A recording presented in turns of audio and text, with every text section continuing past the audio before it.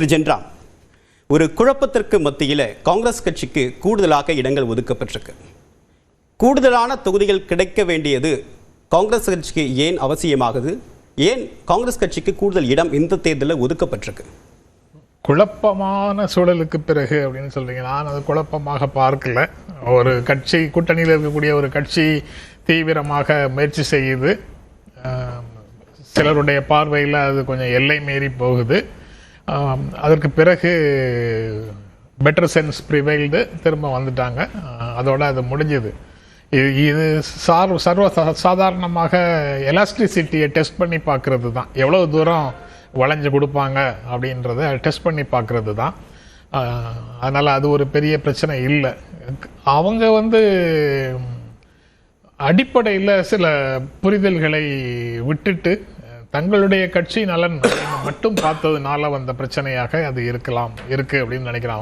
அவங்க டிமாண்டு எல்லாமே அது குழப்பத்திற்கான இடமா இல்லையா? அது குழப்பத்திற்கான இடம் இல்லை. அவங்களுக்கு குழப்பம்ங்கிறது அங்கே ஒரே ஒரு இடத்துல மட்டும்தான். அதை அஃபிஷியலாக யாரும் ரிவீல் பண்ணவே இல்லை. அஃபிஷியலாக அதை மறுத்துக்கிட்டே தான் இருந்தாங்க. அதாவது பாசிசத்துக்கு எதிராக ஒரு முன்னணியை கட்டுறோம் அப்படின்னு பேசிட்டு இருந்துட்டு அதுக்கு விரோதமாக வேறு ஒரு கட்சியோட பேச்சு நடத்துகிறோங்கிறது மட்டும்தான் அதில் குழப்பத்திற்கு இடமான இடம். கூடுதல் இடங்கள் கேட்பது குழப்பத்துக்கான இடம் இல்லை அப்படின்னு நான் நினைக்கிறேன். ஆனால் இன்னொரு கட்சியோட பேசி அதை அஃபிஷியலாக யாரும் சொல்லவே இல்லை. அதனால் ஊகங்களின் அடிப்படையில் அல்லது சோசியல் மீடியாவில் வரக்கூடிய செய்திகளின் அடிப்படையில் இருக்கக்கூடிய விஷயங்களை ரெகக்னைஸ் பண்ணுறது இல்லைண்ணா அப்படிங்கிறதுனால நான் அதை சொல்லலை. குழப்பம் இல்லைன்னு நான் நினைக்கிறேன். அதை தான் சொல்கிறேன். அவங்க இன்னொரு கட்சியை காட்டி இங்கு பேரம் பேசுவதுங்கிறது அறமற்ற செயல் அப்படின்னு நான் நினைக்கிறேன். அது அது அது அது ஒரு பிரச்சனை. அது தவிர கூடுதலாக இடம் கேட்பதும் அதற்காக கொஞ்சம் முரண்டு பிடிப்பதும் பிரச்சனையாக நான் நினைக்கல. ஆனால் அவங்க எங்கெங்கெல்லாம் தேவையில்லாமல் பண்ணின கோளாறுகள் அப்படின்னு நினைக்கிறேன்னா, அவங்களே ஒரு குழுவை அமைச்சிக்கிட்டு எல்லாரும் குழு அமைச்சிட்டு உடனே எங்கள் கூட பேசுங்க அப்படின்னு சொல்கிறது ரொம்ப சிறுபிள்ளைத்தனமானதாக இருந்தது. அப்படி ஒரு அவசியம் களத்தில் இல்லை. கடந்த காலங்களில் இவங்க தேர்தல் அறிவிப்புக்கு பிறகு தான் தேர்தல் பேச்சுவார்த்தைக்கான குழுவை போட்டிருக்கிறாங்க, கூட்டணிக்கான பேச்சுவார்த்தை குழுவை போட்டிருக்கிறாங்க. அதனால் திமுக கடந்த காலத்தில் இப்படி இருக்கும்போது திமுகவோடு பல தேர்தல்களாக 2004 கிட்டத்தட்ட 2004 இப்போ வரைக்கும் இடையில 2014 தவிர கூட்டணியில் இருந்த காங்கிரஸ் கட்சி 3 மாதங்களுக்கு முன்னாலேயே ஒரு குழுவை போட்டுட்டு எங்களோட பேசலைன்னு நாட்களை எண்ணிக்கொண்டு அதை மீடியாவில் பேசிக்கொண்டு இருப்பதும் ஒரு சிலர் 3 இடங்கள் கூடுதலாக கொடுக்க வேண்டிய அவசியம் ஏன் ஏற்பட்டுச்சு ஒரு மாநிலங்களவை இடத்தோடு சேர்த்து? இல்லை, ஒரு கூடுதல் இடம் கொடுக்கறது ஒரு நெகோசியேஷனில் விடுறது தான்.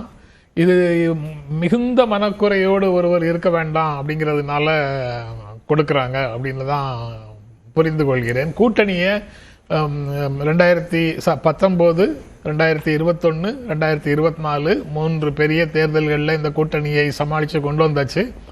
இன்னும் 2026 4வது தேர்தலையும் கொண்டு வந்துடலாம். அது ஒரு விதத்தில் அது ஒரு வரலாற்று சாதனையும் கூட.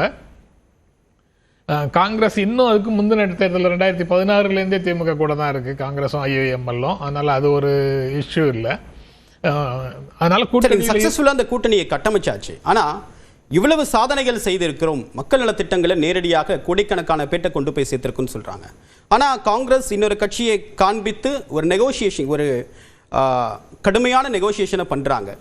அந்த இருந்தாலும் அதற்கு சமரசம் செய்து கொண்டு காங்கிரஸ் கட்சியை கூட்டணிக்குள் வைத்துக் கொள்ள வேண்டிய நெருக்கடி திமுகவுக்கு இருக்கா? அது நெருக்கடின்னு பார்க்க வேண்டிய அவசியமே இல்லை. அது ஒரு இப்போ ஆட்சியில் இருந்தாங்க 5 வருடங்கள். அதில் குட்வில் இருக்குது, செயல்படுத்திய திட்டங்கள் மூலமாக ஒரு நல்லெண்ணம் இருக்குது மக்கள் மத்தியில். ஆன்டி இன்கம்பன்சி அப்படிங்கிற எண்ணத்தை விட, ஆட்சிக்கு எதிரான உணர்வை விட, ஆட்சியின் திட்டங்களால் பயன்பெற்ற மக்களுடைய நல்லுணர்வு அதிகமாக இருக்குது. அப்படி ஒரு நிலையில் கூட்டணியில் இருக்கக்கூடியவர்களை கழட்டி விட்டுட்டு நான் தனியாகவே நிற்கிறேன் அல்லது வேறு சிறிய கட்சிகளோட நிற்கிறேன், இன்றைக்கி ஒரு மல்டி கார்னர் கண்டெஸ்ட்ல 4 முனை போட்டியில் நாங்கள் அப்படி நின்னாலே கூட பெரும்பான்மையை பெற்றுவிட முடியும் என்ற சாகசங்களுக்குள்ள போவதற்கு திமுக தலைவர் தயாராக இல்லை. அவர் இப்போதும் எல்லோரையும் அரவணைத்து செல்ல வேண்டும் அப்படிங்கிற முயற்சியில தான் இருக்கிறாரு. அதற்கு உரிய பெருந்தன்மையை அவர் வெளிப்படுத்துகிறார். இந்த ஓரிரு இடங்கள் காரணமாக சாகசத்துக்கு தயாரா இல்லைன்னு சொல்றீங்க, ஆனா அதே நேரத்துல சமரசத்துக்கு தயாராகிறாரா அப்படின்ற கேள்வி. அது சமரசம் இல்லை, ஒரு லாங் டேர்ம் ஸ்ட்ராட்டஜியில இது விட்டு கொடுத்தல் இல்லை அப்படிங்கிற உணர்வுல அவர் செய்யறாரு. இந்த ஒரு ராஜ்யசபா இடத்தை கொடுத்ததை பற்றி கேட்குறீங்க. இந்த கூட்டணியில் காங்கிரஸை இணைத்துக் கொள்வதன் மூலம் அடுத்து வரக்கூடிய ராஜ்யசபா தேர்தல்களில் 5 இடங்களோ 6 இடங்களோ கூட அதே கூட்டணி தீர்மானிக்கக்கூடிய ஒரு முடிவு வரலாம். there is a possibility. அவங்க கிளைம் பண்றாங்க, அவங்க நம்புறாங்க. அப்படி வரும்போது இப்போ 1 சீட்டோ 2 சீட்டோ யாருக்கு மற்ற கட்சிகளுக்கு கொடுக்கறது இழப்பல்ல அப்படின்னு அவங்க நம்புறாங்க, அதனால கொடுக்குறாங்க.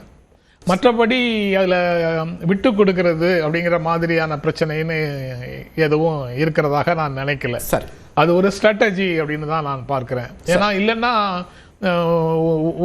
ஒரு சில மாவட்டங்களில் மட்டும் செல்வாக்குடையவர்களை, ரொம்ப வெல் நோன் அதிமுக பர்சனாலிட்டிகளை திரும்ப கட்சிக்குள்ள கொண்டு வந்து சேர்க்க வேண்டிய அவசியம் இல்லை.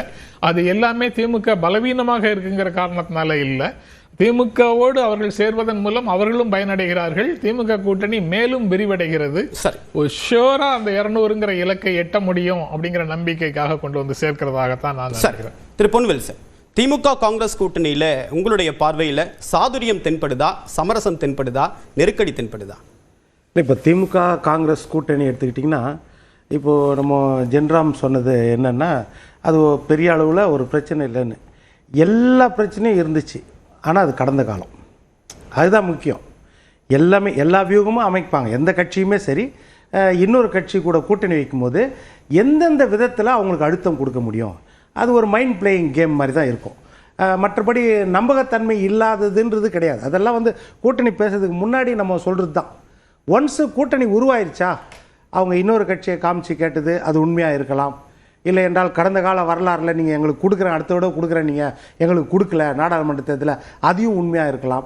இல்லைன்னா இந்த விட இவங்களுடைய இக்கட்டை பயன்படுத்தி நம்ம கூட வாங்கணும் இந்த சந்தர்ப்பம். இதெல்லாம் எல்லா கட்சியிலையும் கடந்த காலத்தில் நடக்கும். ஆனால் ஒன்ஸ் கூட்டணி உருவாயிடுச்சு, அவ்வளோ. உருவான பிறகு மிச்சங்க. இப்போ உருவான பிறகுனா மற்ற கட்சிகள்கிட்ட எப்படி பேசணும், இது திமுகவுக்கு ஒரு சேலஞ்சிங்காக இருக்கும். ஏன்னா முதன்மை கட்சி, அதுவும் இல்லாமல் அவங்களுக்கு இன்னொரு அழுத்தம் என்னென்னா, ஆட்சியை தக்க வைக்கிறதுக்கு என்னென்ன பயன்படுத்த முடியும். அடுத்தது ஆன்டி இன்கம்பன்சி, இயற்கையாகவே 5 வருஷம் எதிர்ப்புன்றது அதிகமாக இருக்கும், அப்போ என்ன செய்ய முடியும். இப்போ இதெல்லாம் இந்த ஸ்திரத்தன்மையெல்லாம் வரும். ஏன்னா போன 10 வருஷத்தில் ஆன்டி இன்கம்பன்சி வந்த பிறகும் 75 இடத்துல ஒரு 3% ஓட்டு தான் மொத்தத்தில், கிட்டத்தட்ட 2 லட்சம் ஓட்டில் தான் ஆட்சி அதிகாரத்தில் இழந்திருக்கிறாங்க 43 தொகுதிகளில். அப்படின் போது ரொம்ப எச்சரிக்கையாக இருக்கணும்.